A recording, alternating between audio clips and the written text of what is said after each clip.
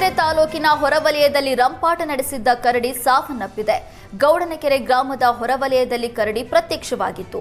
ಆತಂಕಗೊಂಡಿದ್ದ ರೈತರು ಅರಣ್ಯಾಧಿಕಾರಿಗಳಿಗೆ ಮಾಹಿತಿ ನೀಡಿದ್ರು. ಸೆರೆ ಹಿಡಿಯೋದಕ್ಕೆ ಬಂದಿದ್ದ ಅರಣ್ಯ ಇಲಾಖೆ ವಾಹನದ ಮೇಲೆ ಏಕಾಏಕಿ ದಾಳಿ ಮಾಡಿದ ಕರಡಿ ಟೈರ್ಗಳನ್ನು ಉಗುರು ಮತ್ತು ಬಾಯಿಯಿಂದ ಹಾನಿಗೊಳಿಸಲು ಯತ್ನಿಸಿತ್ತು. ಈ ವೇಳೆ ಸಿಬ್ಬಂದಿ ವಾಹನದಲ್ಲೇ ಕೂತು ಪ್ರಾಣಾಪಾಯದಿಂದ ಪಾರಾಗಿದ್ರು. ನಂತರ ಎಚ್ಚರಿಕೆಯಿಂದ ಕರಡಿಯನ್ನ ಸಮೀಪದ ಶೆಡ್ನಲ್ಲಿ ಸೇರಿಸಲಾಗಿತ್ತು. ಆದರೆ ಅರವಳಿಕೆ ನೀಡುವ ಮೊದಲೇ ಕರಡಿ ಮೃತಪಟ್ಟಿರುವುದು ದೃಢಪಟ್ಟಿದೆ. ಮರಣೋತ್ತರ ಪರೀಕ್ಷೆಯಲ್ಲಿ ಕರಡಿ ರೇಬಿಸ್ನ ಕೊನೆಯ ಹಂತದಲ್ಲಿರುವುದು ಪತ್ತೆಯಾಗಿದೆ. ಬೆಳಗಾವಿ ಹಿಂಡಲಗ ಜೈಲಿನ ಮೇಲೆ ಬಂದೀಖಾನೆ ಡಿಜಿಪಿ ಅಲೋಕ್ ಕುಮಾರ್ ದಿಢೀರ್ ದಾಳಿ ನಡೆಸಿದ್ದಾರೆ. ಸುಮಾರು 52 ಪೊಲೀಸರ ತಂಡದೊಂದಿಗೆ ನಡೆಸಿದ್ದ ತಪಾಸಣೆ ವೇಳೆ ಸಿಗರೇಟ್ ಪ್ಯಾಕೆಟ್, ಜಿಮ್ ಡಂಬಲ್ಸ್ ಪತ್ತೆಯಾಗಿದೆ.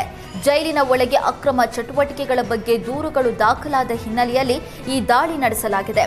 ಪರಿಶೀಲನೆ ನಂತರ ಮಾತನಾಡಿದ ಬಿಜೆಪಿ ಅಲೋಕ್ ಕುಮಾರ್, ಜೈಲಿನಲ್ಲಿ ನಿಯಮ ಉಲ್ಲಂಘನೆ ಕಂಡು ಬಂದಿದೆ. ಸಂಬಂಧಿತ ಅಧಿಕಾರಿಗಳಿಗೆ ಸೂಕ್ತ ಕ್ರಮ ಕೈಗೊಳ್ಳಲಾಗುವುದು ಅಂತ ತಿಳಿಸಿದ್ದಾರೆ. ಜೈಲು ಸಿಬ್ಬಂದಿಗೆ ಎಚ್ಚರಿಕೆ ನೀಡಲಾಗಿದ್ದು ಮುಂದಿನ ದಿನಗಳಲ್ಲಿ ಕಠಿಣ ಕ್ರಮ ಕೈಗೊಳ್ಳುವುದಾಗಿ ಹೇಳಿದ್ದಾರೆ.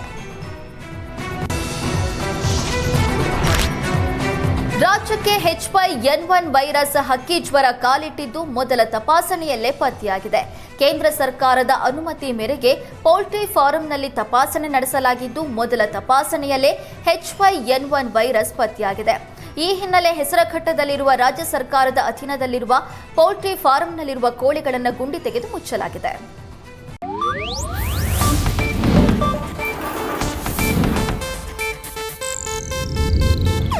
ಇದು ಏಷ್ಯಾನೆಟ್ ನ್ಯೂಸ್ ನೆಟ್ವರ್ಕ್ ಪ್ರಸ್ತುತಿ.